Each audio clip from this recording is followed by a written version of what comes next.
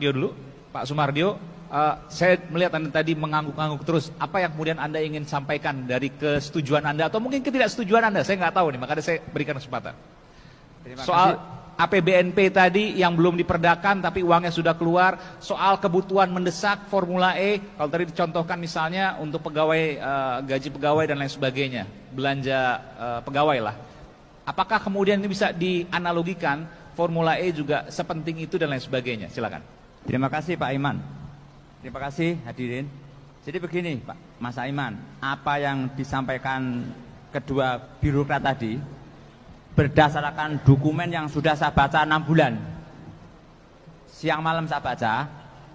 Di sini saya sebagai ahli keuangan negara berpendapat bahwa proses penyusunan, pengelolaan dan pertanggungjawaban APBD DKI Jakarta 2019 P itu sudah sempurna, tidak ada yang melanggar aturan regulasi tentang keuangan negara. Karena apa? Di situ BPK RI sebagai state auditor itu telah memberikan 2 LHP. Yang satu LHP tentang pemeriksaan pengendalian intern. Kedua tentang LHP tentang laporan keuangan pemerintah daerah. Di situ BPK tidak mendisklose, tidak mengungkapkan ya. BPK DKI ini Pak ya? BPK itu satu. Oh ini BPK pusat? BPK itu satu, iya. Yang lainnya itu adalah kepanjangan.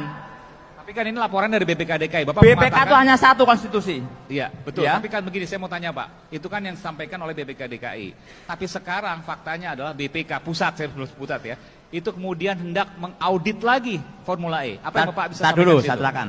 Dari hasil pemeriksaan BPK itu sudah menyatakan bahwa di situ menurut Undang-Undang Nomor 15 2004 Pasal 4 angka 4 itu di situ BPK tidak menyatakan perlu dilakukan pemeriksaan dengan tujuan tertentu.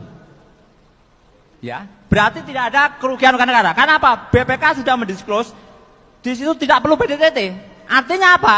Laporan ini sudah sesuai dengan Undang-Undang Keuangan Negara, di mana BPK sebagai state auditor, siapapun tidak boleh intervensi. Dan apabila BPK ingin melakukan audit kembali, tidak mungkin BPK melakukan audit dengan objek yang sama. Itu keliru, fatal. Itu melanggar konstitusi itu. Berarti kalau BPK pusat tidak bisa. BPK pusat mau mengaudit lagi nggak bisa. Konstitusi. Karena BPK ya hanya BPK. Itu hanya perwakilan saja karena kepanjangan tangan saja. Walaupun yang pertama kali yang menyampaikan itulah BPK DKI, tidak bisa pasti itu kemudian satu lembaga, Bapak mengatakan satu lembaga dengan BPK. Artinya kalau subjeknya sama, objek pemeriksaannya sama, soal Formula E dan sebagainya, pasti hasilnya juga akan sama. Sama. Dan tidak boleh yang sudah lakukan audit diaudit kembali. Itu konstitusi itu. Kalau mau mengaudit itu berarti Undang-Undang BPK nomor 15 2005 harus diamandemen. Baru boleh audit.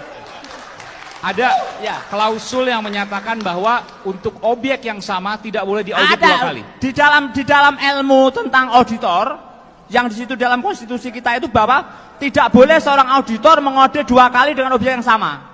Walaupun di situ ada permintaan. Kalau BPK akan audit berarti harus ada diamandemen dalam undang-undang BPK itu.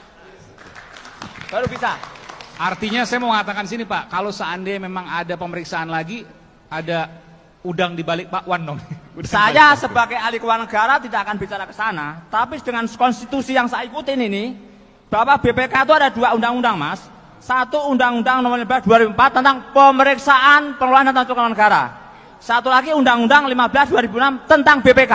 Pasal 10 itu BPK akan tentang kerugian negara. Kalau ada, ini tidak ada. Karena apa? Di dalam audit kinerja sudah menyatakan formula itu berjalan lancar. Oke, baik. Saya mengutip dari apa yang kemudian disampaikan oleh Komisi Pemberantasan Korupsi atas pemeriksaan pada ahli yang mengatakan bahwa, saya harus baca dulu sebentar. Ini kan atas laporan dari studi demokrasi rakyat, lalu KPK menindaklanjuti. Dikatakan bahwa ahli yang dipanggil KPK ada mens rea atau niat jahat atau criminal intention dalam kasus Formula E. Apa yang bisa disampaikan dari situ? Di mana niat jahatnya kalau seandainya sang ahli dari yang diperiksa oleh KPK atau dimintai keterangan oleh KPK menyatakan bahwa ada niat jahat, mens rea dari situ. Bapak melihat di mana? Saya ini bukan ahli hukum. Bukan ahli hukum. Jadi bukan tetapi begini Mas Saiman. Dari sisi keuangannya aja Pak. Jadi Bapak kan menurut paham ilmu keuangan negara, penyusunan, pengelolaan dan tanggung jawab keuangan negara itu wewenang BPK.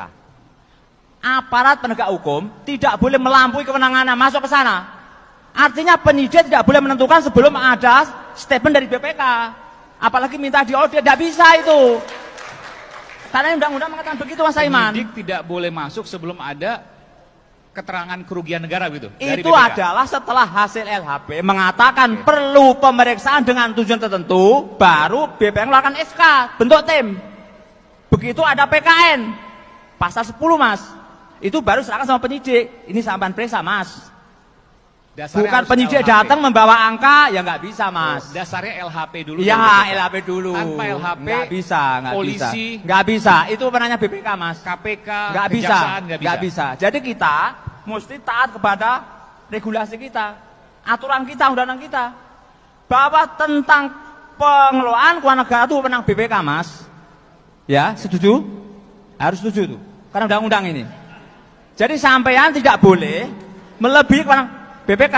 Seandainya sebagai penyidik tidak bisa bawa angka, ya sama diketahui sama BPK, karena aturannya jelas.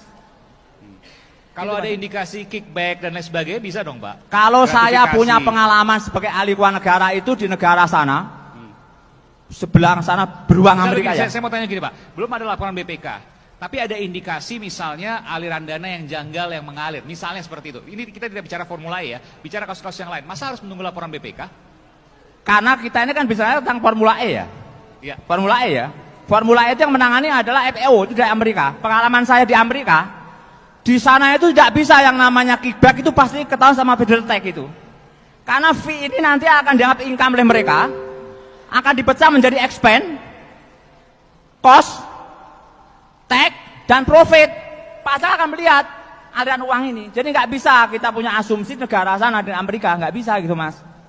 Itu sangat ketat itu. Kecuali Pengawasan dari- ya. tangkap tangan. Beda Ya, nggak bisa. Sangat sulit di Amerika kita akan nyuap, kita akan disu itu. Oke, baik, terima kasih.